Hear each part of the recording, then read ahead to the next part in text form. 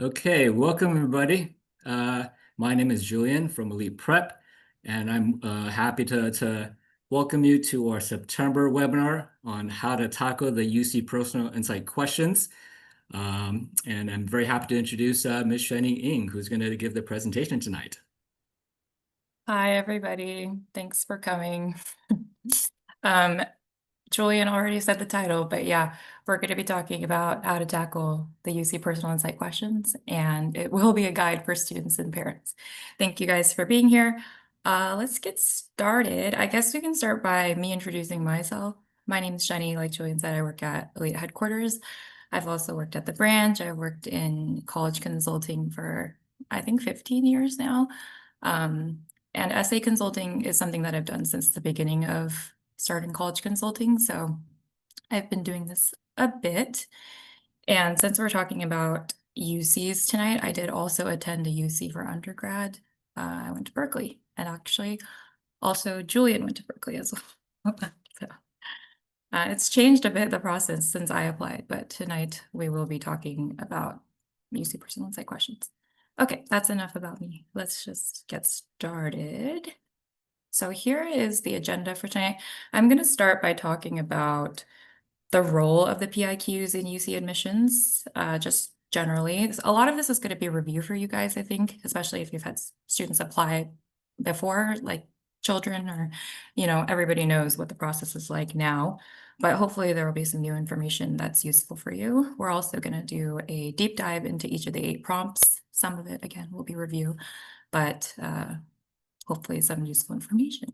And we will talk about good essays versus bad essays, how to look at what makes a quality essay.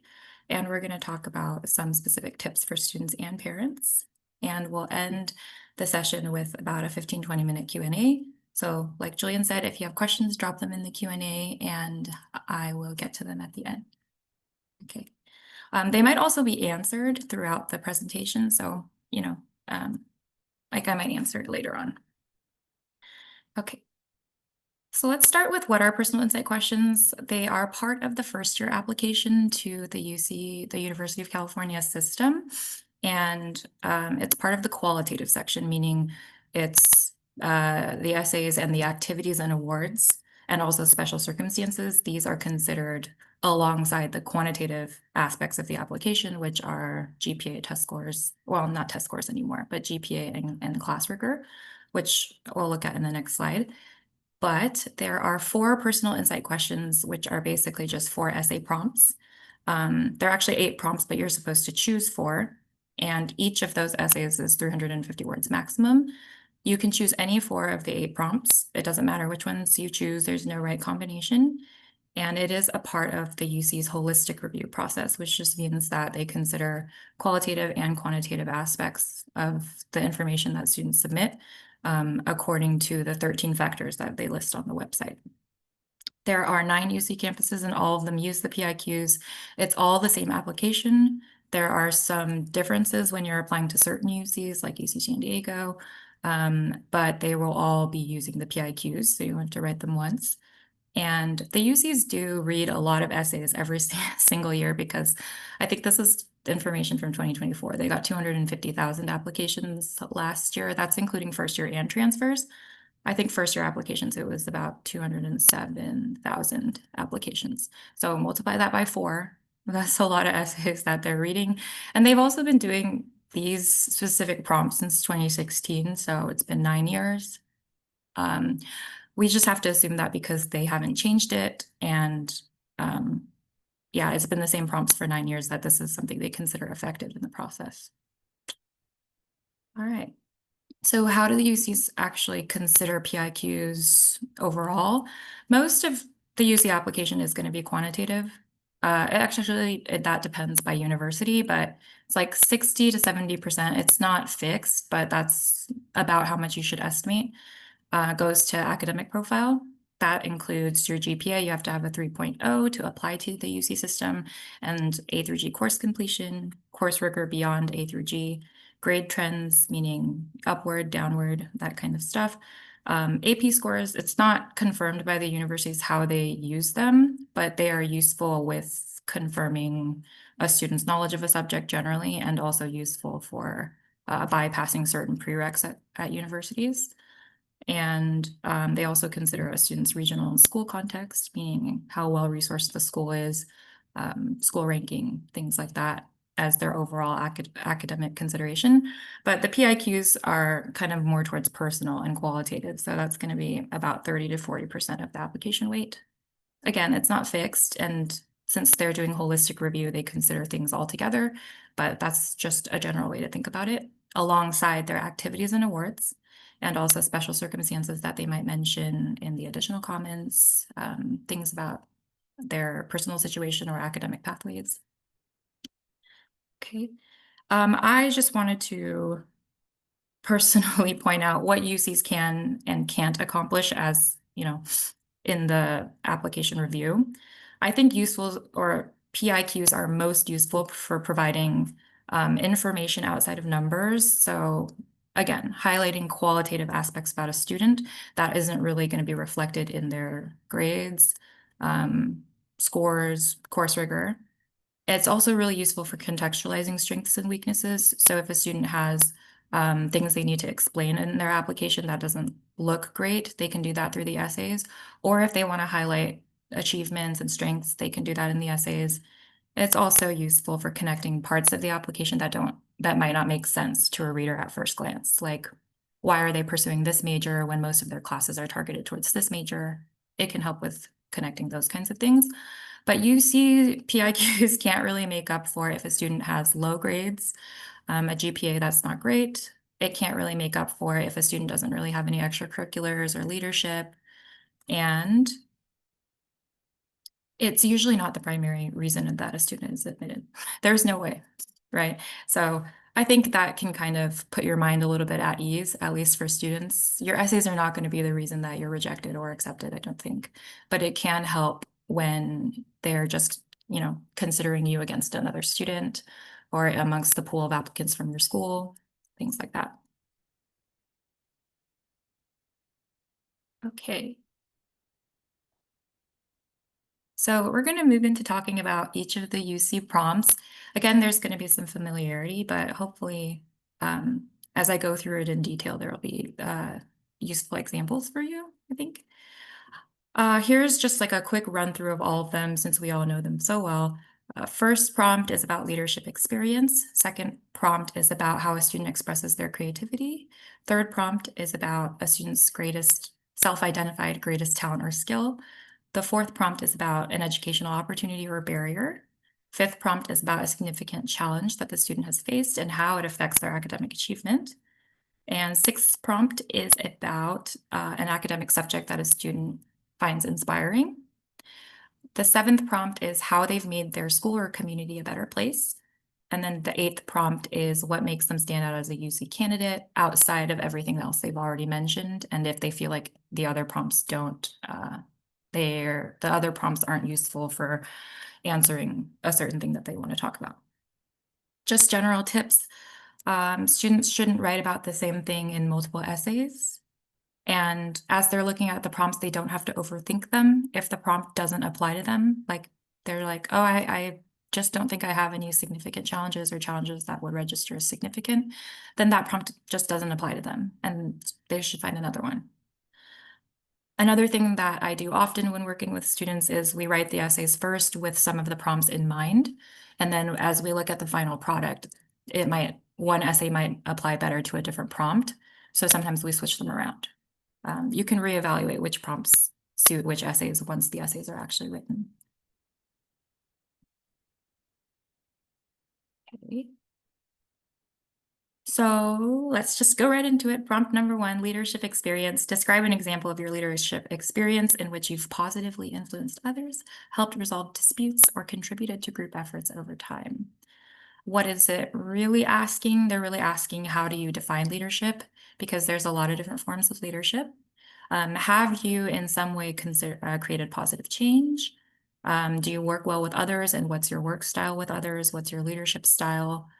This is a good question for students to think about because they have probably had a situation in which they're in a group and then they need to think about what position they play in that group. It's helpful to emphasize that leadership is not just about titles. It's not just about appearances.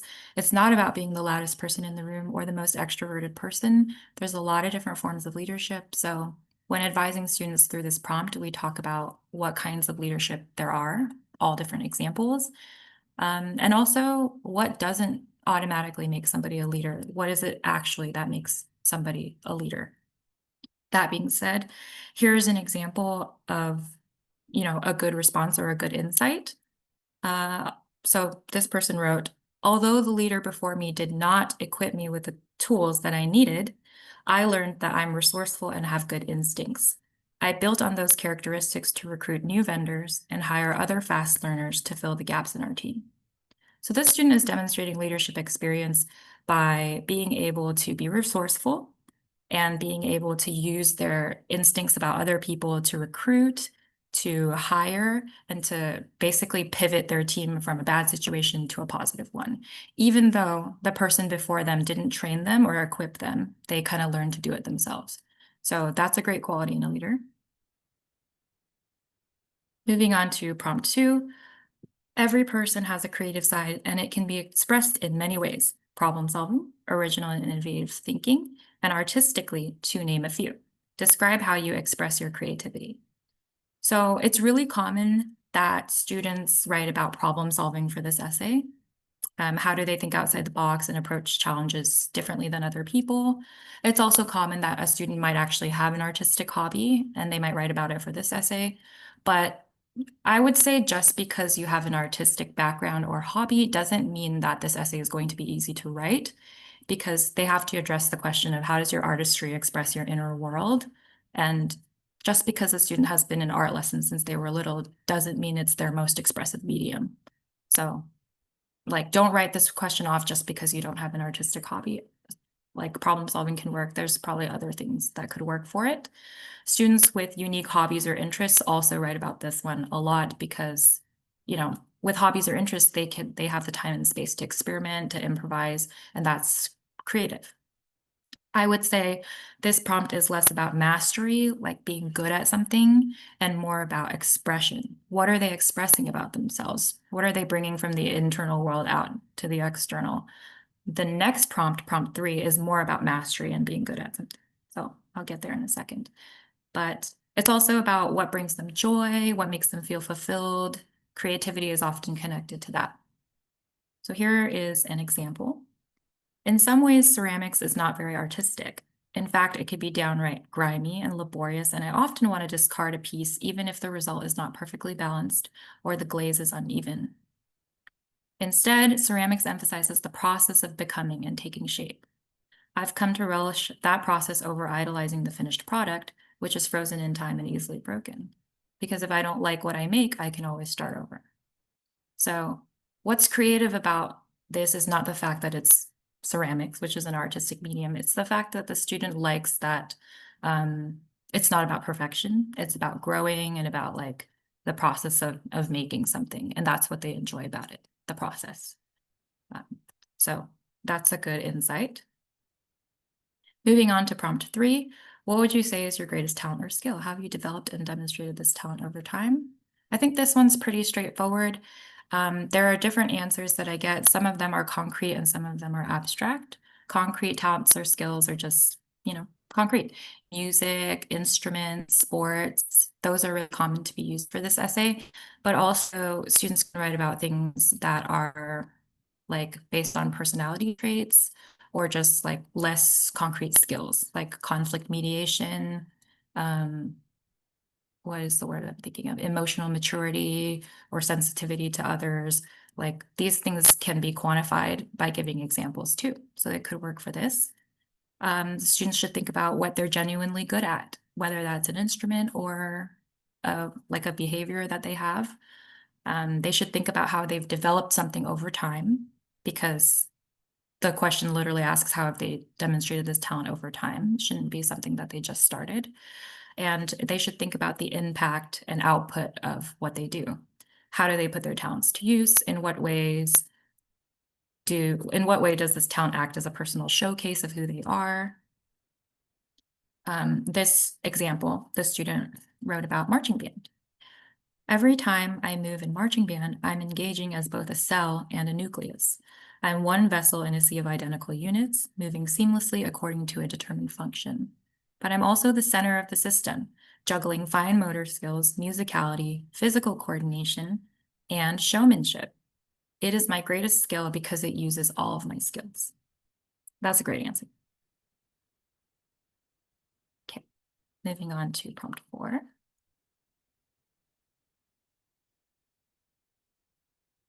Sorry, there's a little bit of a delay with my slides. So prompt 4 is about educational opportunity or barrier. Describe how you've taken advantage of a significant educational opportunity or worked to overcome an educational barrier you faced. It's basically two sides of the same coin. It's always about showing a proactive attitude in this prompt and showing that you have learned as much as you can from either an opportunity or a barrier. Opportunities could be special programs, camps, internships, Cosmos, research opportunities, online courses, independent study, or something that they created for themselves. It can sometimes also be jobs, anything that a student has learned a lot from can be an opportunity. And then barriers might be they have limited access to resources or personal circumstances that make it hard that have impeded their learning, and systemic obstacles, things like that. But again, showing proactiveness and learning and a desire to learn.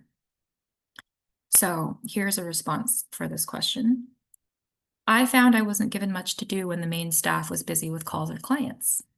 Looking at the stacks of unprocessed paperwork, I devised a system of scanning and then extracting the data into spreadsheets.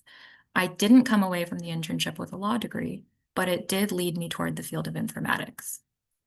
So this excerpt is good because it shows that they are proactive, and even though they weren't given anything to do, they found something to do that was useful.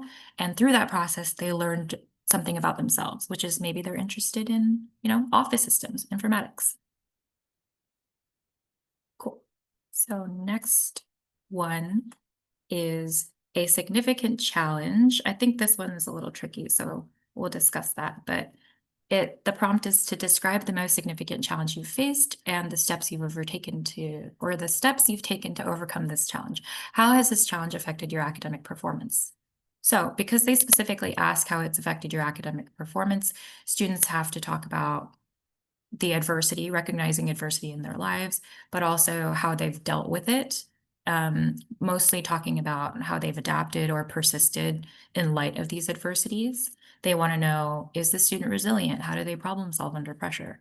But importantly, it has to connect to an academic pathway. How did the challenge shape their character and academic, whether that's aspirations or how they approach academics? There is a note here that says this essay is not for everyone, for multiple reasons. Trauma, whether you have, if you have it, it's not that easily resolved, for one thing, so it can be hard to write about. But also lack of trauma, relatively speaking, it can read as privilege. So this prompt does exist because there are lots of students out there who've overcome extraordinary large challenges that go way beyond grades and test scores. So you should only select this if you have a significant challenge with clear growth and learning outcomes. And here is an example. I'm not the only person my age who has a sick parent, but it sometimes feels that way. I've learned that when I am feeling that way, I should seek out somebody to talk to.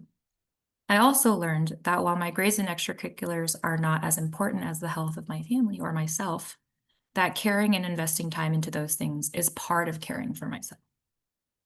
It's a good answer. It's not like they have all the answers to everything and they've solved their problem entirely, but they're seeking help and they've learned how to juggle academics and extracurriculars and still make it a priority, even though these difficult things might be happening in their life. Okay.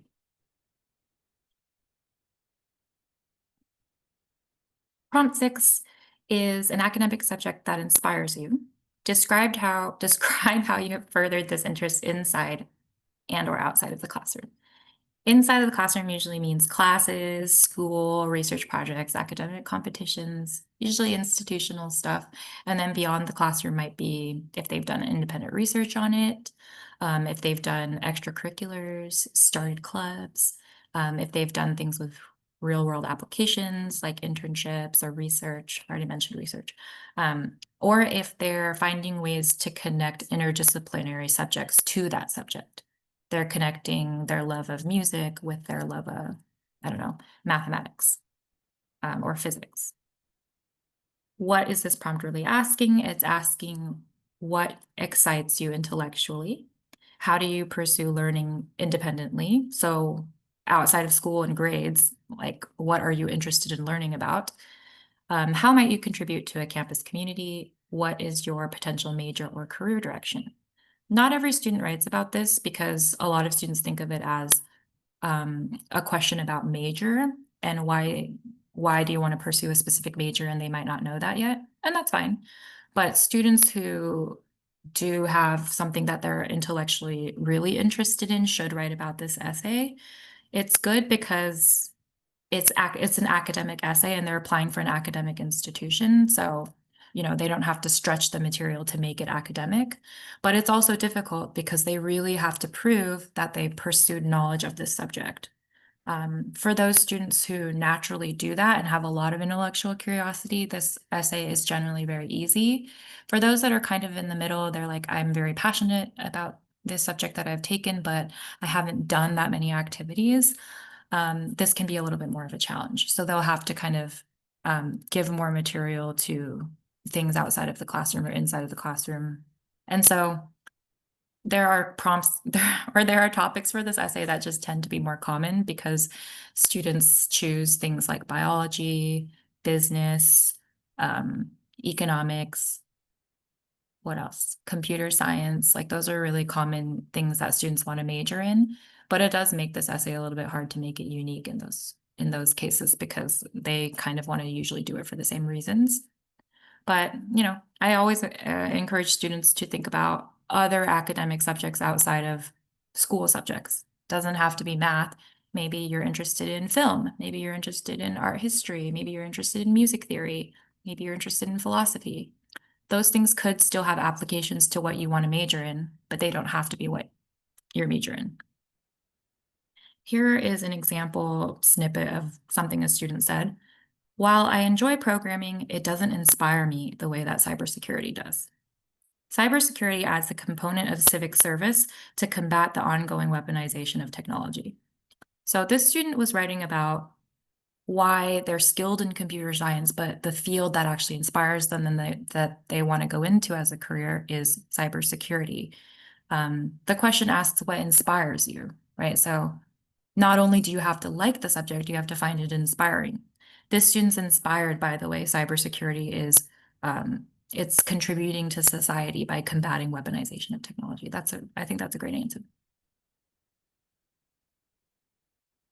All right, prompt 7 is about community service or just, service. What have you done to make your school or community a better place? Students write about anything ranging from like contributing at the school level by improving campus culture, supporting peers, academic or club initiatives that they've done, to writing about local community organizations, neighborhood projects, church stuff, civic engagement outside of school. And then on the broader scale, sometimes students work with cultural communities or they have a presence in online spaces in promoting certain causes, or they're participating in global initiatives. So making your school a better place, making your community a better place, you probably have to define what your community is if it's not your school. But yeah, so they have to define community. I think of this question as how do you show up for other people in the world, right? Where do you show up? Where do you show that you care? Where do you make yourself an ally? And as students are writing, they should think about what is their intention. So going into it, what are they trying to do? What's the belief in the mission that they're trying to do? And also, what is the impact of what they've done? Here is an example at the bottom. Okay. There were no groups at my school who were staging protest efforts, although everyone was discussing it. I decided to publish my own newsletter to create a resource for those interested in feminist discourse and politics. I asked two other classmates to contribute articles and another to make illustrations, and together we launched Indivisible in print editions and on Substack. So this is a great answer. The student was wanting to participate in some kind of protest effort, a cause that they were trying to stand up against, right, in their community, something that they believed was important. And they noticed that nobody else was doing anything about it. So they published their own newsletter, they recruited a team, and they were able to launch it. And so that is addressing a need in their community and also very specific, right? It's not just about, I don't know, showing up to a beach cleanup. It's something that they personally did and created and launched. All right. Final UCPIQ prompt. This one is kind of the more open-ended one. Beyond what has already been shared in your application, what do you believe makes you stand out as a strong candidate for admissions to the University of California? I think of this question as like a job interview question where they ask you, what do you think makes you a good fit for this job? Or, what do you think are your strongest traits? So it's not it's not an easy open-ended prompt for a student to just say anything. It should be strategic. There are different things that students can use this for. Sometimes you can use it to fill gaps. If you're addressing missing pieces or crucial context that you haven't mentioned and you need to mention, this could be the place for it. You could use it to address circumstances. I think this is like maybe the most useful way, but sometimes you have special situations or pathways that affected your academic record, your journey, and you can explain them here. You could use it to repeat a prompt, kind of. Like maybe you have multiple really strong leadership experiences, and so this would be a second leadership experience or a second community service initiative that you want to talk about. And it's also, you could use this essay to show UC fit. If there's something at the UC system that they feel they really, really want to do or are really interested in, they could mention that here. But above all, they have to have a clear answer for why they're a good candidate, a good UC candidate. And that's hard because they have to, explain why they're a good fit and know the UC system very well. And it can't just be about personality traits. Sometimes students think it's like, oh, because it's so general, I can write about anything. So I want to write about, I don't know, being a good friend or, just kind of like general traits.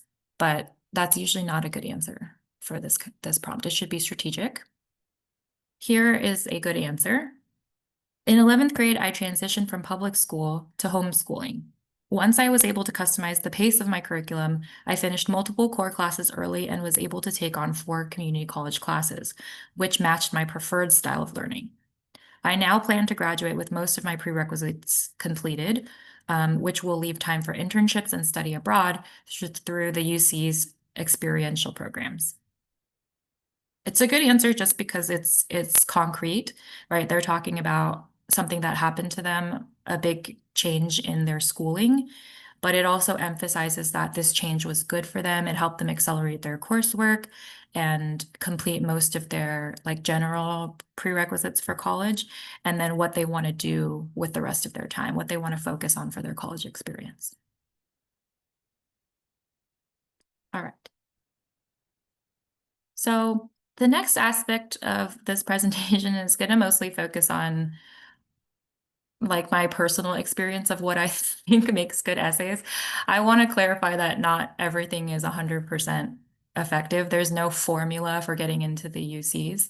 There's going to be always a lot of people who maybe you read their essays and they're not that good and they still got in, or students with amazing essays that didn't get in. So there's no fail-safe method, but it's just based on, years of experience and what I think will be helpful for students. Okay, so good essays usually have specificity. They have concrete examples and details. They can point to specific moments and conversations in a way that makes sense. That's not, like too jarring or too obscure. That doesn't include information that other people don't need to know, but it's specific enough that you get a sense of the place where this person is coming from, their context. and it should include quantifiable impacts whenever possible. So you don't want to leave the reader asking, wait, so how much did they actually end up raising? Or what was the profit of their business?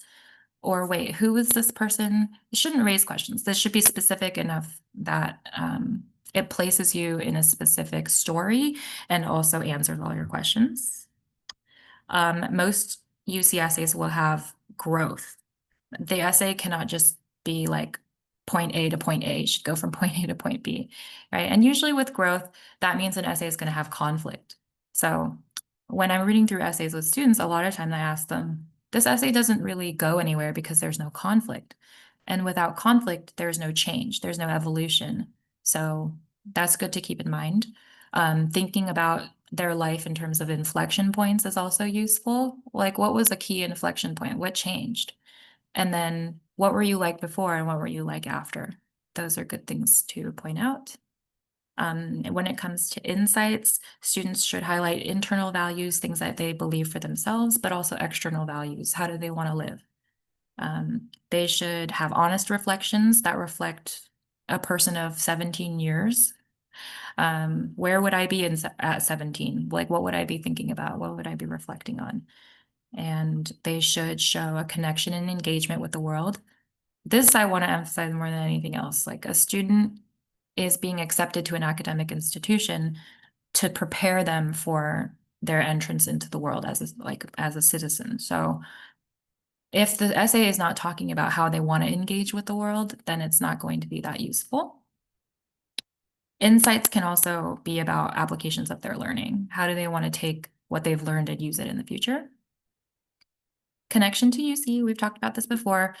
An essay should always keep in mind, or at least for UCs and for other college essays, that they are being written to college admission readers. It's not just like a general reader.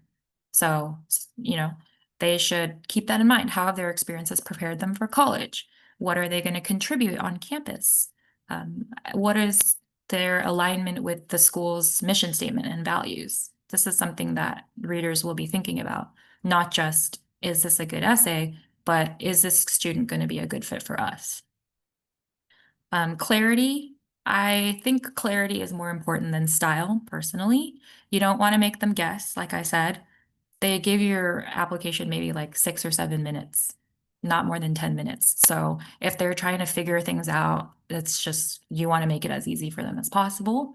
Make sure each essay has a clear takeaway. Yeah, don't bury it in there, make it clear.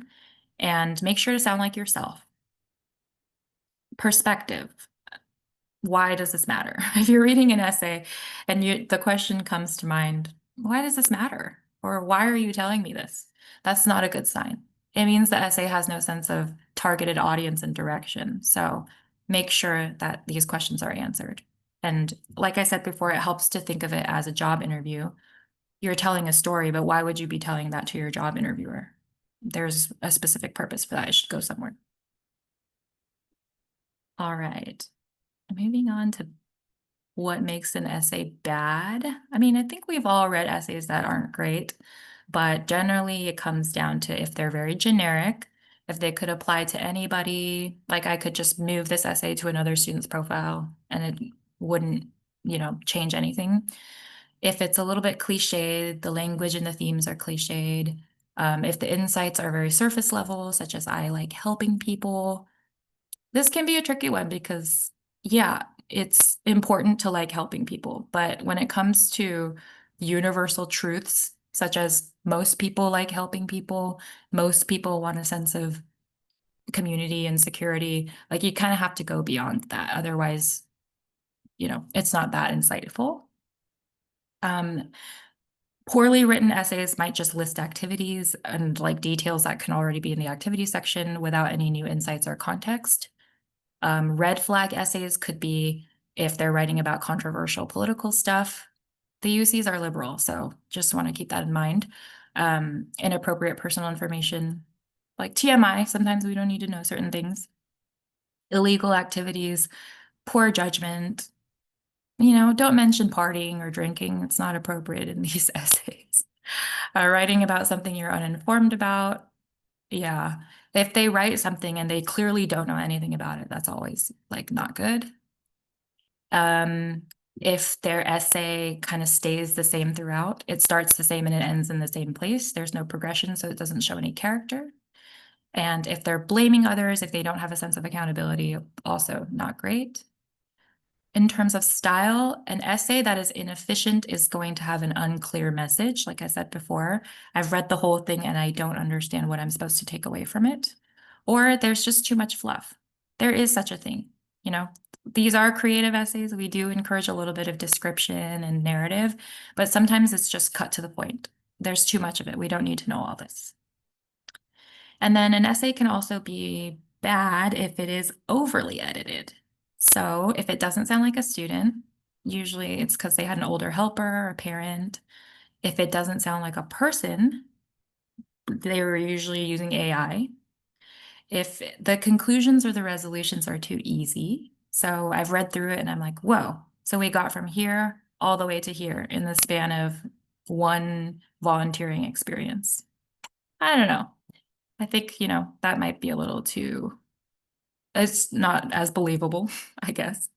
And then if the essay kind of just lacks the idiosyncrasies of sounding like a student, then those essays are kind of red flags for me. So I don't overly edit my students' essays. I like to keep their style in there. Um, this means that, it's not all about just editing, taking away commas, adding like punctuation, misspelling. They can do all of that through Grammarly now, so they don't really need as much of that. A lot of times with editing, they need like a high level overview of what is this accomplishing? What's the clear message here? Is there anything that needs to be taken out?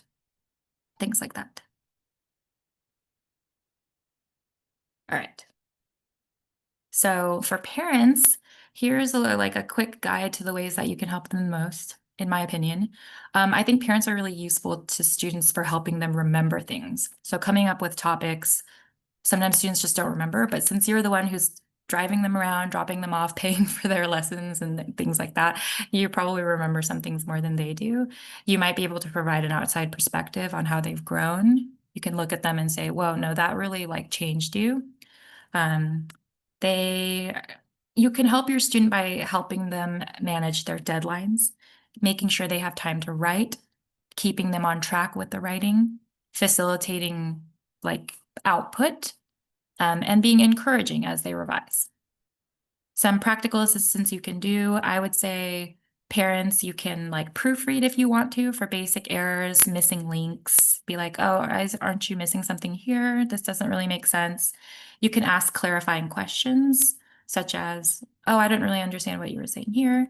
Um, or if you're not confident in your ability to do that, make sure that they have somebody to consult for higher level advice, such as, would this topic be a good prompt for this essay? Or when you look at them all together, is this a good spread of essays for this specific major that I'm applying to? That can be free, like you can get that at their school, or there's counselors like what we do at Elite. Here is just a little bit of a warning. Some ways to help your student are also not to get overly involved. I do not think peers and siblings make very good editors for students. They're too close in age. They don't have enough industry experience. So sometimes it can actually be negative or like counterproductive when you have these people like making comments and, you know, I've had peers end up rewriting entire essays for their siblings. So I don't really encourage that. And I also know that when people are reading essays, they often point out problems here, here, here. This is not good. This is not good. But it's not good to do that without providing them a solution. So when you point out something, you always want to say, I think this would be better if you try it this way. And also don't be a part of facilitating your students overthinking or second guessing themselves. If they've already written an entire essay and they seem happy with it, you could maybe say, oh, maybe you could add more about this, but I wouldn't say, I don't think this is a good topic, right? And it'll just make them more stressed and it might not even be the right decision. So yeah, help them have a more seamless experience and a more positive experience. Here is one way that students and parents can look at all 4 essays once they're finished. I think of it as a grid because there are 4 prompts, and each of them, you should think of it as an anthology. An anthology, if you don't know what it is a book of stories. They're all kind of related, but they're inside the same book, a collection of stories. So I think it helps to think of the 4 PIQs as an anthology of 4 stories. Are each of the 4 stories separately engaging? Number one. Do any of the stories have the same moral or the same narrative structure? Like, are they repeating in that sense? That's number two. And then number three, if all 4 of the stories are different, do they still make sense as part of the same anthology? Here is an example of a student's grid. This student chose an academic subject, creativity, leadership, and an educational opportunity to write about. Their main message or thesis for academic subject was, I'm passionate about history and geopolitics. That's what I'm trying to share there. For creativity, their main message was, writing is a form of expression that I use to connect with others. Simple. Leadership. I'm an advocate who stands up for minority voices at my school. Education opportunity. I found an unexpected passion for presentations, for public speaking. So, as an anthology, do all 4 of these messages make sense together and create one person? I think they do, because if you're looking at 4 of these messages, you might be able to predict what kind of career this student might be interested in. Maybe journalism, maybe politics, poli-sci, maybe history or law, right? Maybe public policy. It's very clear when you add all 4 of them together, the picture that the student makes. So that's a way that you can check. Okay. I do want to kind of give a warning about AI. AI can be really useful. I want to say that. Here are the ways in which it's most useful. AI is good for helping students come up with topics because they can just chat with them and ask questions to help you reflect on experiences and then help you realize what would make a good topic. AI is great at helping students come up with outlines, organizing their essays by adding transitions, sorting into paragraphs, that kind of thing. AI is very good at making language less redundant, so cutting down words, shortening sentences, removing repetition. And AI can be good at making connections between random things. So if you're like, I want to write about music, then I want to write about fast food, my 2 passions. Can you help me find a way? Like, can you suggest a few ways that these 2 things might be related? Maybe. It really depends on how students, enter the chat, like the way that they ask for help. It can be very useful and very productive to brainstorm with AI, but it's obviously not useful when you ask AI to write something for you. And this is why it's not useful. Keeping in mind that AI are models that are trained on existing data. Everything that they're spitting out is based on information that other people fed in. Therefore, for a creative endeavor like writing essays, it's not that helpful to have them write it for you because it's not going to make it more unique, more heartfelt, or more idiosyncratic. And those are the things that readers are looking for when they read personal essays. It's not more unique because it's trained on existing data. You're not coming up with original ideas. It's all based on stuff that's already in there. And any information that you feed into AI is used to train future models. So you're just adding into that. And yeah, that's what I think about AI. Use it for brainstorming and editing in certain areas, but don't let it write for you. We can always tell. It never sounds good. All right. This is my last slide, I think, for final takeaways for students and parents. For students, work with what you have. Now, a lot of students will be like, is this topic unique enough? Is this topic good? It's not. I know it's not that impressive. Focus on the positives because what you have is what you have and you can't change that at this point. And anyway, prestige is relative. If you have an entire like stack of applications where all the students did amazing things, they're still going to be compared against each other. So just work with whatever you have and focus on the positives. My second note is that no topic is unique anyway. It's all been done. So knowing that, there are still right topics and wrong topics. The wrong topic is going to be a topic that you don't know anything about, a topic that you have nothing to say anything about. And the right topic is going to be something that helps you come up with insightful things, reflect upon yourself, learn more about the things that you did. But if you're really trying to make an essay more unique, the things that help are a strong sense of local, regional, and cultural placement. So working in who you are, where you come from, plus an element of personal style, that can help things seem more unique. But in the end, there are no unique topics, so don't worry about it. Worry about choosing the right or the wrong topics. Number 3, this sounds bad, but think about conflict. If your essay doesn't have any conflict, it doesn't go anywhere. There's no growth, there's no evolution. So find the conflict. Don't be afraid of conflict. It's usually what has helped you grow the most. And be sure to show it before and after. 4, I mentioned this just now, but balance your portfolio. Make sure your grid of 4 different stories makes sense in the same anthology. 5, precision in terms of language is much more important than perfection. There's no one person who writes perfect English. So your writing should be about saying what you mean and meaning what you say. Saying what you mean means use precise words that are actually talking about what you're trying to say. I have students give me a lot of word salads, and we spend a lot of time breaking that down. What do you mean by this? What do you mean by this? Is this what you mean? And then reframing it into language that's clear. And meaning what you say, this means being sincere about the things that you're saying. If you're not actually passionate about, hanging out with elderly folks, that's going to come across. So think about the things that you actually do enjoy and focus on trying to make sincere commentary. And that will come off the best. Number 6, this is the final one. Students, accept help, definitely, but write it yourself. Too many outside voices are going to work against you.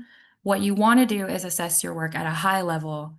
And as you're writing it, even if it's difficult, see it as a way to honor your experiences, because if you have somebody else do that for you, it's not going to do that. It's not going to accomplish that. So that's it. We're going to move on now to the Q&A portion. Thank you so much, Ms. Shani. Sorry if I talked really fast, but Yeah, everything's good. So we'd have some questions in the Q&A. okay, so there's just one, right? Yeah. This question says, all of our kids went over 2 years of COVID. Is it a challenge that they can write about? I don't know what grade your students are in specifically, but my seniors this year were the first batch who didn't experience COVID in the 4 years of high school. So they kind of were able to circumvent that. Therefore, COVID is not going to be as salient of a subject for them, because it probably happened while they were in middle school. But COVID can still be like a big thing that influenced their lives in many ways, socially, academically. So if they want to, they can mention it, but it would have been a long time ago for them. So I'm not sure if it would be the main topic at this point. Our students, let's see. Someone said middle school is a no-go. That's a good question. Yeah, writing about middle school, it's usually not relevant. Too long ago and they were too young, unless it's something that they started in middle school and they continued on into high school. Let's see. Someone asked, would you advise against using contractions? Oh, you mean like I'm, I'll, I'd? I don't advise against using them. I think it's fine to use them. Yeah, because these are personal essays, using colloquialisms is often okay. Let's see. Derek says, for academic interest, does the student have to take at least one class in high school in that area? I wouldn't say that they have to, but they have to show that they pursued that subject somehow. So if they didn't take it at high school, maybe they took a community college class, maybe they took it at an academic summer program. It usually involves a class in some form. I will say that.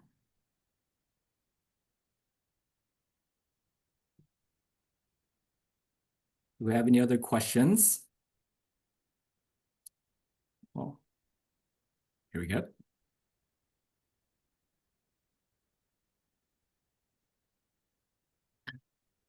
We have one more.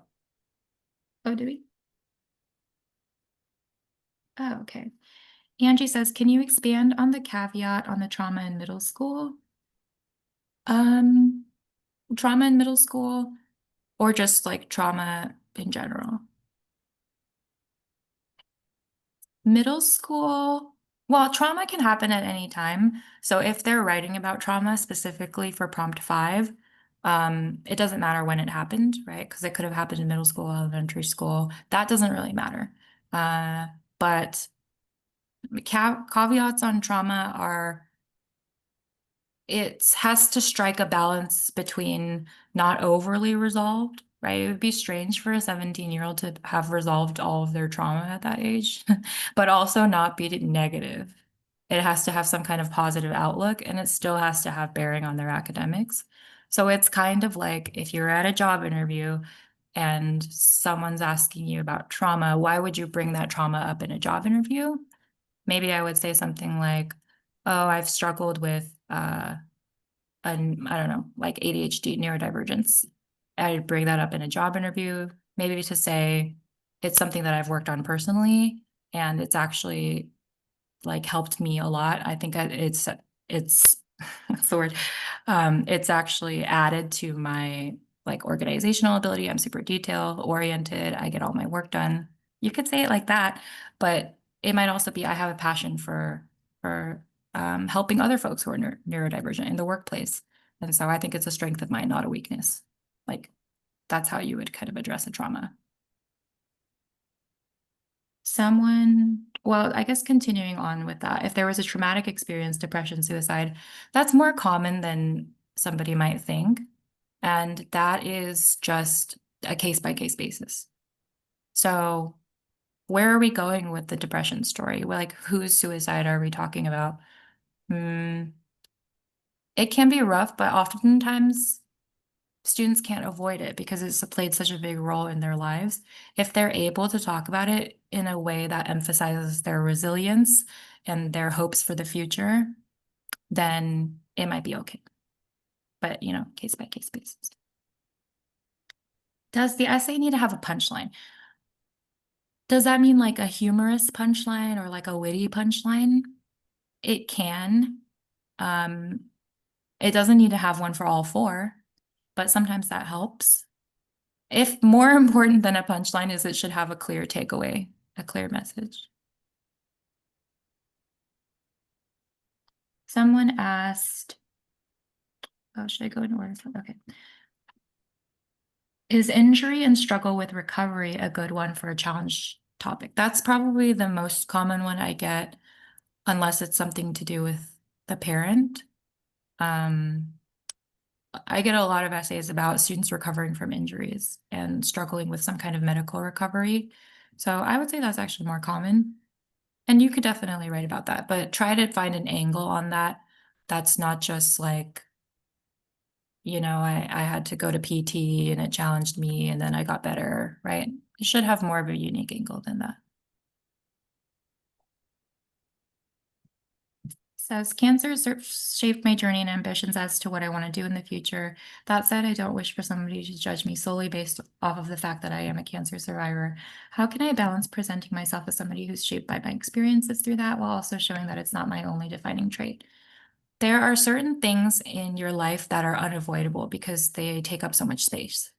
In those situations, it's not helpful to avoid talking about them, I think. So you should talk about it, but it should be in a way that you're talking to a job interviewer. If you're bringing up your cancer experience to a job interviewer, what would you say?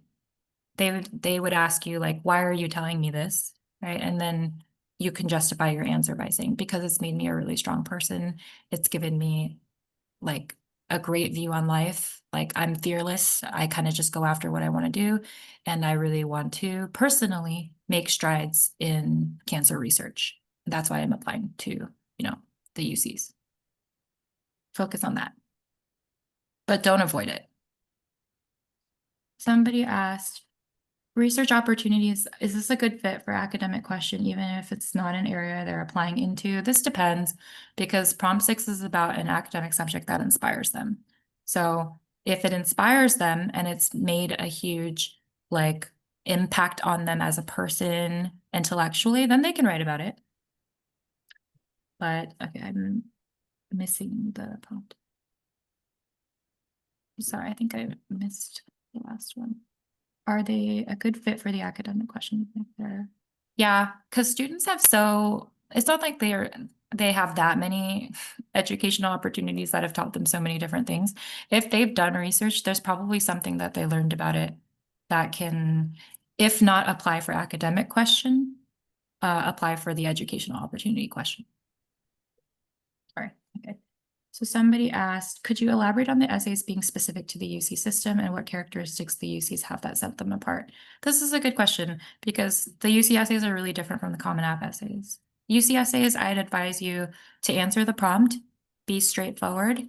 They are more focused on external values and engagement with the world than an internal story. When you're writing the Common App personal statement, that's going to be more of an internal reflection, intellectual interest, personal growth. There is personal growth in the UC essays, but I find them to be very focused on the activities that students have done, and they should be more straightforward.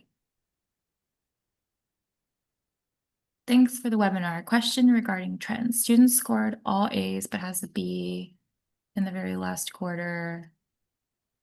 We understand it sounds like a good trend. What would be your advice to address this?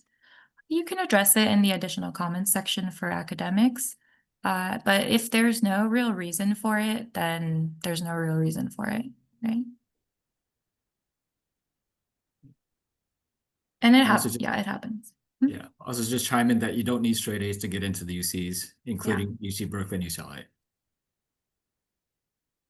Can you expand on what information to include in the UC application additional info section? Is it a bad grade, overdone topic? There's actually a short section in your academics information, like under where you enter the grades, that you can explain about bad grades or things pertaining specifically to academics. The additional information for the UC section can be used to explain, like it can be used to list additional awards and activities that you can't fit. That's a good way to use it. You can address personal circumstances that if you didn't address them in your essays or anywhere else. But yeah. Explaining a bad grade. No, it's never overdone to explain a bad grade, especially if you have reason for it. Colleges are always looking for additional contextual information. So, for Common App, why you couldn't take the SAT or why did you get a bad grade this semester? If you have like specific things like that caused those kind of things, it's always good to mention them. Someone asked, can you give more examples on creativity topics? Honestly, my students who use this topic the most are like programming and coding students because it's like very creative. They can create apps and programs. I also get engineering students writing for this because they can create, things and solutions. For art, it's actually, like I said before, it can be sometimes more challenging if you're an artist, if you're writing about drawing or painting, because how you'd have to describe why that expresses something important. So unusual topics are actually more useful for this question sometimes. I would say think about strange habits or hobbies that you have. Like I have a student who makes slime and sells it.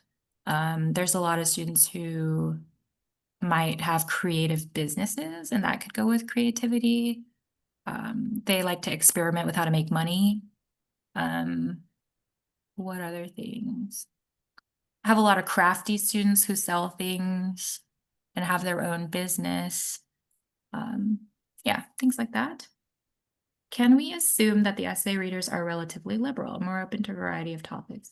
Yeah, I think for UCs, they're relatively liberal, and that's why they're still test blind, in my opinion.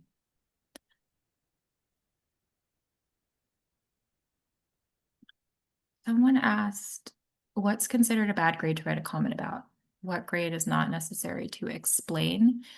C's and D's, you should explain, I think. B's, I don't know, people get B's, students get B's. It's okay. Yeah.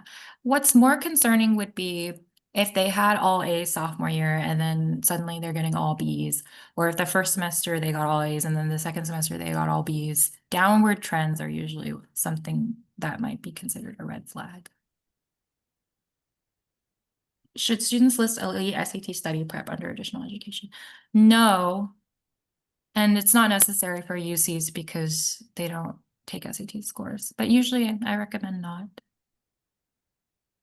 For a student who wants to pursue business administration or finance, what would be a good essay topic?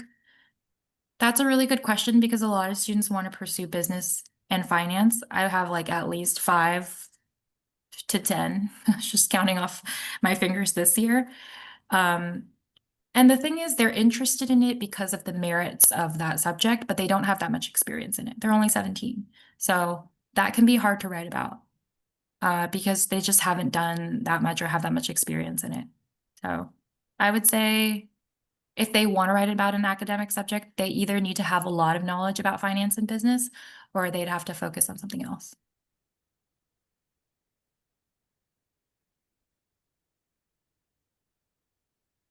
Let's see. Any opinions on how unique the Cosmos program is when writing as a research opportunity? Yes, Cosmos is always, it's a very selective program, so it's always good to mention that.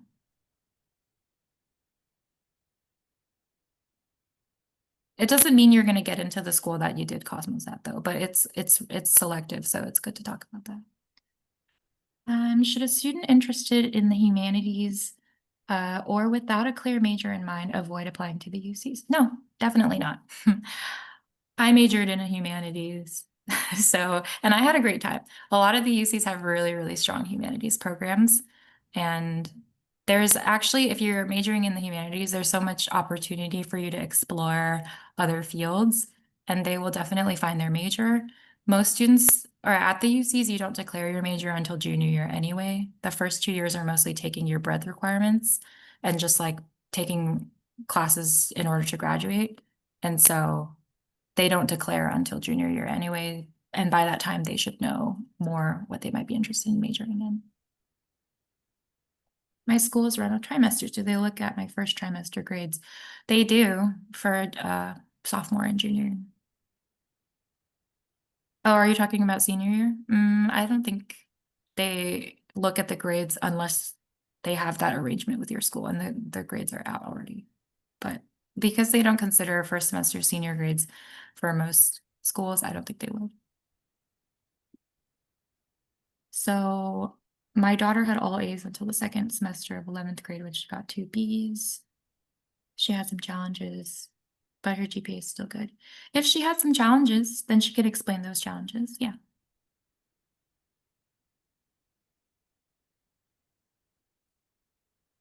So for Kylie, if your school is run on trimesters, I would confirm that with your school because that's a specific arrangement that your school might have. I don't believe that they would consider first semester grades though. Yeah, I'm pretty sure they don't consider first semester or first trimester grades because if you think about it, if they consider your grades, they would also need to consider other people's grades for the senior year. So because they don't, they're not going to look at your first trimester grades either. Okay. Now, most of these questions are not about essays anymore, but I'll try to answer them anyway.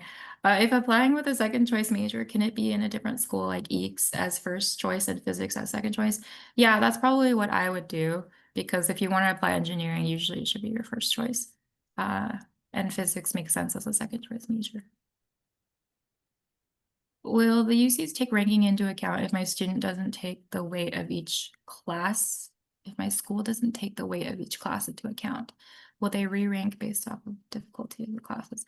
I don't actually know how seriously the UCs consider class rank because not every school does it.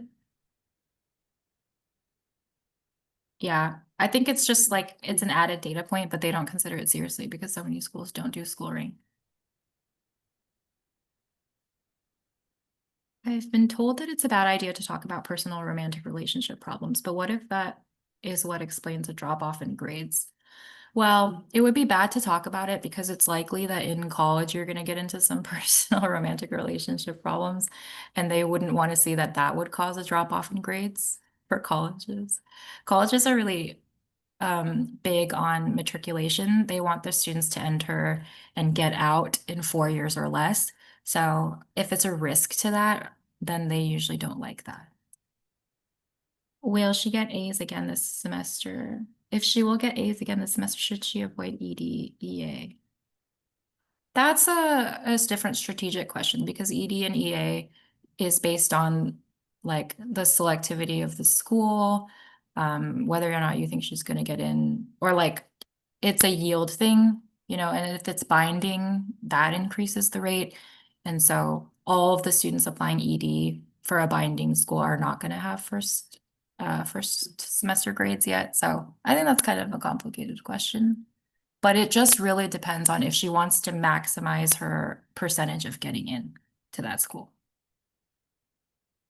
Is research considered a good educational opportunity? What kind of research is considered a good result out of the research if no paper is published? That's a good question. Research is a good educational opportunity. It's not common that students get published. It's nice if they're trying to aim for publication, so they're like submitting.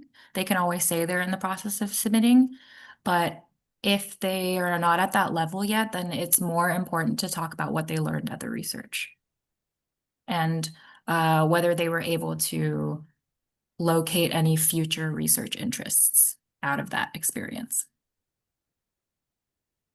Are essays disregarded if they go over the word count? They have like a word limit in the application, so you cannot enter it past a certain point. Okay, I think that's a good place to end unless you guys have any more like pressing questions about essays specifically. Oh, somebody asked for research publications, where in the application should they be listed? You can list it under the activities.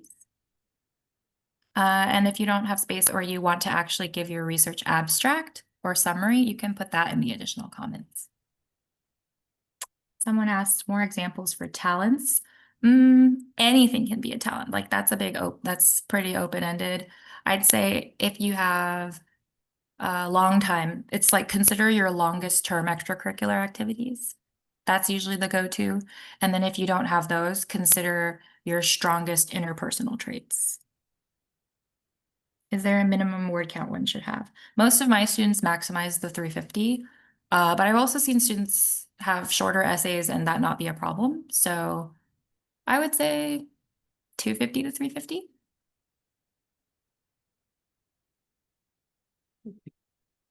I think that's a good place to conclude tonight's webinar. Okay. So welcome everybody, and thank you everybody for attending. And I think you've raised some wonderful questions, and I'm sure you have many more to ask. So please contact your local Leap Prep office at www.leapprep.com and /locations to find your local Leap Prep office. All right. Thank you so much, everybody. Have a Guys, great night. bye. Thank you.